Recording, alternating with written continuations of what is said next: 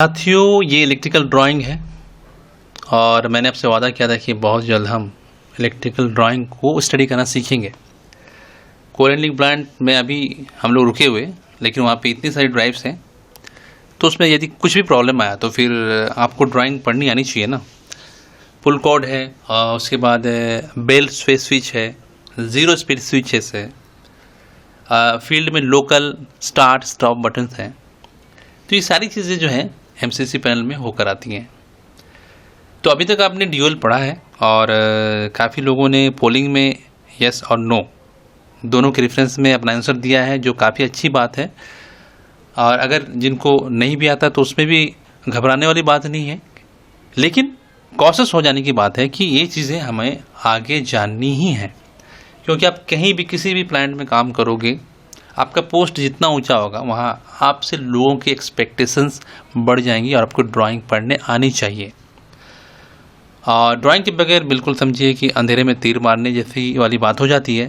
Plus electrical में काम करना थोड़ा रिस्की होता है, तो ड्राइंग यदि आपको नहीं आती पढ़नी तो आपको सबसे पहले ड्राइंग के बारे में एक्सपर्ट बनना पड़ेगा और बिल्कुल हमें परफेक्ट रहना है, इलेक्ट्रिकल ड्राइंग्स में परफेक्ट रहना है। तो बात करते हैं आज जो मैंने सुबह मॉर्निंग में आपको टेलीग्राम ग्रुप में जो ड्राइंग भेजी थी, उसमें देखिए आप ये ऊपर 101, 102, 103 करके है ना 108 तक, ये हमें एक पेज से दूसरे पेज, इसमें 3 पेज हैं, एक ये हो गया 2 और ये हो गया 3। तो 2 में भी ये बनी हुई है 201, 202, 203, 204, 205, 206, 208 तक। उसी तरह लास्ट पेज में भी 308 तक है। तो ये छोटा सा ड्यूअल स्टार्टर का ड्राइंग है। आपको हर एमसीसी पैनल में ऐसे ही मिलेंगे ड्राइंग्स, थोड़ा बहुत चेंजेस होगा, लेकिन समझिए कि ये सारी चीज़ें वहाँ पे भी होंगी। तो यहाँ आर वाई भी तीनों फेज दिख रहे हैं आपको, 415 वोल्ट 3 फेज 3 वायर 50 हर्ट्ज। देखिए ये दिख रहा है ना यहाँ पे। तो ये बस बार है। बस बार बोले तो एल्युमिनियम की पट्टी लगी होती है एमसीसी के टॉप में। एमसीसी के टॉप में चाहे पीसीसी के टॉप में एल्युमिनियम की पट्टियाँ होती हैं और फिर वहीं से फिर हर फीडर को सप्लाई मिलती है। अगर फीडर में अरेंजमेंट है ऐसा तो बिल्कुल जाके उस बस बार में जाके कनेक्ट हो जाता है, जैसा कि पिछले कुछ वीडियोस में मैंने दिखाने की कोशिश की थी। तो ये फीडर इसके थ्रू कनेक्ट हो गया। फीडर जब अभी मतलब बस बार से अटैच है तो ये 3 फेज सप्लाई उसको फीडर के एक एंड में आ रही है। मॉड्यूल भी बोलते हैं, फीडर भी बोलते हैं। यहाँ तक पावर है, 1 2 3 लिखा हुआ दिख रहा है यहाँ पे, यहाँ तक पावर है। उसके बाद ये फ्यूजेस है F1 F2 F3। तो ये अपना ये सेक्शन जो है आइसोलेटर है ना। इसको हम ऑन करेंगे तो ये क्या है, ये लाइन में आ जाएंगी तीनों फ्यूज। और उसके बाद पावर कहाँ तक पहुँच जाएगा, K1 के एंड तक। K1 कौन सा, अपना मेन कॉन्टेक्टर। आपने K1 अपनी ड्राइंग में भी पढ़ा होगा ना K1। तो ये मेन कॉन्टेक्टर है। पावर देखिए आप यहाँ तक आ गया है, समझिए आप, है ना। इस K1 को ही स्टॉप स्टार्ट करने का ही खेला होता है पूरा, उसी के थ्रू मोटर ऑपरेट होती है। तो हमारा जितना भी लॉजिक वगैरह, जो भी डीसीएस इंटरलॉक जितना भी होता है, ये जो मेन कॉन्टेक्टर्स होते हैं जिनके ऑपरेट होने से इक्विपमेंट तक पावर चली जाती है, तो इसी के पीछे पूरा कंट्रोल सर्किट डिज़ाइन होता है।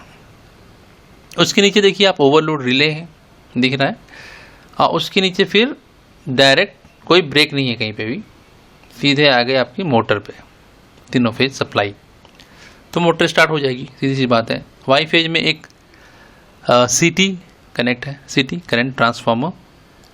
इस पर भी हम आएंगे धीरे धीरे। करंट ट्रांसफार्मर क्या है, वो ट्रांसफार्मर ये करंट के लिए यूज होता है, ठीक है। अगर इतना हेवी करंट मान लीजिए इसमें से 40 एम्प्स फ्लो कर रहा है, 40 एम्प्स को हम छोटे से मीटर में तो नहीं डाल सकते ना, ब्लास्ट हो जाएगा। तो यहाँ पे इस करंट को हम सीटी के थ्रू मिनिमाइज करते हैं। ट्रांसफार्मर क्या करता है, स्टेप अप स्टेप डाउन। तो करंट ट्रांसफार्मर बोलने से क्या पता चल रहा है कि इसका जो प्राइमरी एंड में जो करंट है उसको मिनिमाइज कर लिया जाए। जैसे मान लिया 30 एम्प्स है, इसका रेशियो है 30 एम्स बाई 1, तो यहाँ इस एंड से हमें सिर्फ 1 एम फ्लो करेगा। अब वो 1 एम बस एमीटर के अंदर जाएगा और हमें शो हो जाएगा कि इस जो मेन लाइन में जो करंट फ्लो हो रही है वो कितना है। और ये लिंक है, ये नंबर दिख रहे हैं आपको टर्मिनल में 71 72। जब भी आप मीटर में काम करोगे, रिप्लेस करेंगे, तो ये लिंक लगाना ज़रूरी है। पूछिए क्यों, बहुतों को अगर नहीं पता है तो मैं बता रहा हूँ, क्योंकि यहाँ पे बहुत ज़्यादा हाई वोल्टेज होगा, बहुत ज़्यादा, क्योंकि करंट को हमने मिनिमाइज कर दिया है तो वोल्टेज बढ़ जाएगा। ठीक है, इस एंड में ये जो मेन केबल में करंट अगर मान लिया 30 एम्स है और 415 वोल्ट है, ओके। सेकेंडरी एंड में अगर ये 1 एम्स है तो उसको दोनों को तो बैलेंस होने के लिए इधर का वोल्टेज बढ़ जाएगा ना। तो ये वोल्टेज अगर बढ़ गया तो फिर वो रिस्की हो जाता है। ऐसा नहीं कि बिल्कुल बहुत फ्लैश हो जाएगा, बहुत ज़्यादा वोल्टेज है, हाई है, लेकिन करंट कैपेसिटी कम है, तो बहुत ज़्यादा बहुत बड़ा डैमेज तो नहीं कर सकती, लेकिन फिर भी प्रिकॉशन बहुत ज़रूरी है। तो जब भी आप एमीटर वगैरह में काम करते हैं तो उस पर बगल में कहीं पर लिंक होगा, उस लिंक को ज़रूर से शॉर्ट कर दीजिए, ओके। शॉर्ट करने के लिए ये लिंक होता है। ये बीच में एक ब्रेक और भी है, अगर हमें फील्ड में लेकर जानी है मीटर को, मतलब ये करंट तो इससे बह रहा है, वो करंट को सीरीज में कहीं दूर और एक एमीटर लगाना है, तो फिर हमें ये जो 24 और 25 इसके बीच का भी ये लिंक खोल के यहाँ पे हमें रिमोट एमीटर के लिए कनेक्शन देना पड़ेगा। तो यहाँ से यहाँ तक आपको क्लियर हो गया होगा। अगर नहीं क्लियर हुआ तो फिर से देखिए, मैंने अच्छे से ही समझाया मुझे लग रहा है। अब देखिए इसके बगल में क्या है, ये आइसोलेटर के बगल में ये थोड़े से डायग्राम और बने हुए, ये नंबर्स हैं कुछ। ये इस आइसोलेटर के साथ एक छोटा सा एक कॉन्टैक्ट होता है, जब हम आइसोलेटर को ऑन करते हैं तब फिर ये लाइन में आ जाता है। ये ऑन करेंगे तो फिर ये लाइन में आ जाएगा। प्रिकॉशंस है, प्रोटेक्शंस है, ठीक है। हाँ, ये यूज नहीं आया है, इसमें यूज नहीं हुआ है। उसका NC कॉन्टैक्ट भी है, ये NO भी है। NC कॉन्टैक्ट का यूज़ कुछ नहीं दिया है, NO का यूज़ हुआ है। Q3 इसको हम बोल रहे हैं। Q3 जो है ये है आइसोलेटर। Q3 दिख रहा है यहाँ पे, देखो आप, ये Q3 है ना, ये आइसोलेटर है। अच्छा, यहाँ पे भी एक है Q4, ये क्या है? ये भी समझो एक MCB की तरह ही, दिखने में तो करीब करीब वाईफाई होता है। इसको बोलते हैं सिंगल फेज प्रिवेंटर। मैं टेक्निकल नाम बता रहा हूँ, सिंगल फेज प्रिवेंटर। मैं रिले के नाम से नहीं आपको उसको डिनोट कर रहा हूँ। ये single phase preventer. Single phase preventer क्या है? मान लीजिए यदि कोई कोई फ्यूज उड़ गया, तो क्योंकि ये पैरेलल में है, देखिए एक फ्यूज के एक पैरेलल में इसका एक कॉन्टैक्ट है, सेकेंड वाले के में इसका है, थर्ड वाले में इसका है। तो मान लिया ये फ्यूज उड़ गया, अब वो करंट तो ड्रॉ करेगा ही ना, मोटर तो उसको तो चाहिए करंट, तो करंट इसके थ्रू होके फ्लो होगा। इसके थ्रू, मान लिया बीच वाला ये फ्यूज उड़ गया तो इसके थ्रू होके आएगा। अब इसकी सेटिंग मतलब इसकी रेटिंग इतनी कम होती है, मान लिया 30 एम्स को झेल सकता है ये फ्यूज, ये हार्डली 2 एम्स तक को झेल सकता है। तो जब तक फ्यूज के थ्रू होके करंट जा रही है तब तक इस पे लोड नहीं आ रहा है।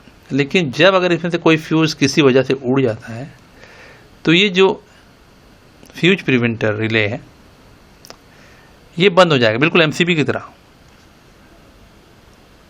और ये कॉन्टैक्ट इसके साथ, इसमें एक कॉन्टैक्ट लिया गया है जो कंट्रोल में यूज हो रहा है, ये वाला। इक्कीस 22 और ये G1 G11 G12 13 14 कहाँ पे है? 206 वाली लाइन में अगर हम देखेंगे तो इसका यूज हमें देखने को मिलेगा। ये तो यूज नहीं हुआ, ये यूज हुआ है क्योंकि इसमें फेरुलिंग हुई है। फेरुलिंग मतलब क्या? एड्रेस हर वायर में उस पर लिखना पड़ता है, G1 G2 XYZ जो भी, ताकि हम जब प्रॉब्लम्स को देख रहे हो तो ड्राइंग को पढ़ के समझ सके कि ये वायर कहाँ पे गई है। ओके, उसके बाद टीवी का इनसाइड मॉड्यूल है, टीवी के अंदर मॉड्यूल है। ये स्लाइडिंग कॉन्टैक्ट यहीं से पूरा मार्शलिंग बॉक्स में जाता है। मार्शलिंग बॉक्स बोले तो क्या, कॉमन जंक्शन हो गए। पूरे फीडर के एक जगह पे जंक्शन, कॉमन जंक्शन हो गए, और वहाँ से फिर आप देख सकते हैं 1 2 3 में फिर रूलिंग दिख रही है G1 G2 G6 G7। 1 और 2 में 110 वोल्ट AC आ रहा है कंट्रोल वाला, 3 से ओवरलोड का फीडबैक जा रहा है, 4 से CA, 5 से लोकल सिलेक्शन, 6 से फीडबैक, ये सब स्पेयर कॉन्टैक्ट हैं। फिर 14 15 local push button stop, local push button start, 16 17 में होल्डिंग कॉन्टैक्ट। एमीटर के लिए ये आपका 24 25 स्पेयर, 0 स्पीड सप्लाई। अब इतना अगर मैं आपको एक ही दिन में बता दूं तो फिर आपको मज़ा नहीं आएगा और आप समझ भी नहीं पाओगे। हम धीरे धीरे बढ़ेंगे। आज आपको सिर्फ ये पावर डायग्राम क्लियर हो जाना चाहिए कि इसमें क्या क्या है। कंट्रोल आप देखिए, खुद ही देखिए, ये बहुत थोड़ा कॉम्प्लिकेटेड है। तो इतना लंबा वीडियो अगर मैं डालूँगा तो आपको समझने में दिक्कत तो आएगी आएगी, इंटरेस्ट भी थोड़ा सा कम हो जाएगा। इसलिए हम इसको कल के लिए छोड़ देते हैं और आज सिर्फ पावर का जो डायग्राम है उसको आप स्टडी कीजिए। इसको मैंने अभी तक जो भी बोला है उसको आप स्टडी कीजिए। ये समझ में आ गया तो कंट्रोल को भी समझना मुश्किल नहीं है, और कल हम सिर्फ कंट्रोल की बात करेंगे। ठीक है दोस्तों, और इसी के साथ मैं आज ये वीडियो यहाँ पे ख़त्म कर रहा हूँ। जो लोग भी टेलीग्राम ग्रुप से नहीं जुड़े हैं, टेलीग्राम ग्रुप से जुड़ जाएं। हम बहुत तेज़ रफ्तार अभी पकड़ने वाले हैं आगे, और मंजिल अभी दूर है, हमें वहाँ तक पहुँचने के लिए प्रिपेयर होना है। सारे हथियार होने चाहिए ना हमारे पास, तो उसमें से एक बहुत बड़ा हथियार है ये ड्राइंग पढ़ना, ड्राइंग की स्टडी कर पाना।